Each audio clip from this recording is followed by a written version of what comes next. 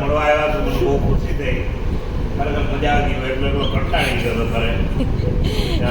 મને એમ છે કે હાલો કે બહાર જાઉં ત્યાં તો વાંદાભાઈ આવ્યા તો મજા આવી. કળશમાં જવાનું આયોજન કરતો સુપારીયા. ત્યાં પ્રસંગ છે માતાજી. આળસ થઈ ગયો એટલે કંટાળ્યો હતો ત્યાં વાંદાભાઈ આવ્યા. અમે અને ભૂપેનભાઈ અમારા સિનિયર પોલીસના અધિકારી છે અને અમે ભાઈઓ પણ છે. અમે જે રાજપીપળા ગયા જ્યારે નજીક થાય જોરદાર અમે શિલાજી પૂજા કરી.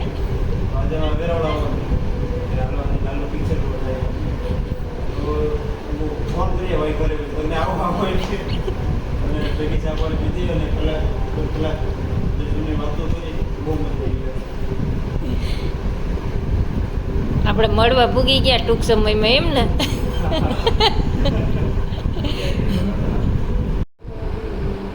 આજે અમે વેરાવળ આવવાનું થયું અમારે એટલે હવે અમે ભૂપેનભાઈને એને મળવા આવ્યા ઘરે. અમારે હંસાબેનને હવે અમે તો ઓળખતા નહોતા, આ લોકો તો હજી ભાઈ છે એટલે ગમે ત્યાં કનેક્શન થઈ જાય. અમારે હવે રાજપીપળા જવાનું થયું એટલે ગ્રુપમાં નવા પડ્યા અને એક અહીંયા નવું ખાતું ખુલ્યું કે વેરાવળમાં આવવાનું થાય તો અમારે એ કાંઈ સ્ટેપ મળી ગયું આવવા માટેનું.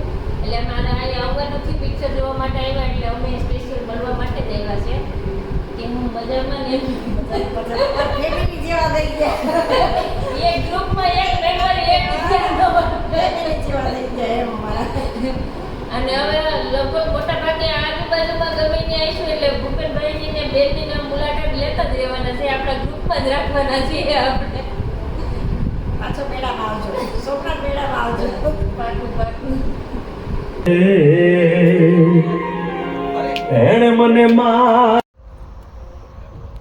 હેલો પિક્ચર આપણું હવે પૂરું થઈ ગયું છે અને અત્યારે વાગી ગયા છે 12:15. તો હવે આપણે જઈએ છીએ ઘર તરફ રવાના.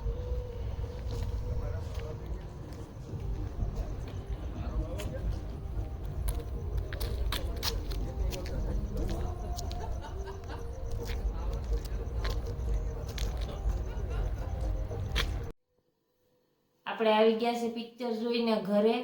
લાલો પિક્ચર જે નવું આવ્યું છે તે એ પિક્ચર છે ને ટૂંકમાં જુનાગઢ, સોમનાથ અને જે દ્વારકા જે ધાર્મિક આપણા જે સ્થળો છે ને એને આવરી અને બનાવવામાં આવ્યું છે અને બહુ મસ્ત પિક્ચર છે. તમને જોવું ગમે એમ અને એટલી આમ મજા આવે ને કે વાત પૂછો એમ. આખું એમ ટૂંકમાં ધાર્મિક જ છે. તો જો તમને મારા વિડીયો ગમતા હોય તો લાઈક, શેર અને સબસ્ક્રાઈબ કરવાનું ભૂલતા નહીં અને સપોર્ટ કરતા રહેજો. તમારો સપોર્ટ ખાસ ઇમ્પોર્ટન્ટ છે અમારા માટે. એટલે હવે મળીએ નવા બ્લોગમાં. Bye bye.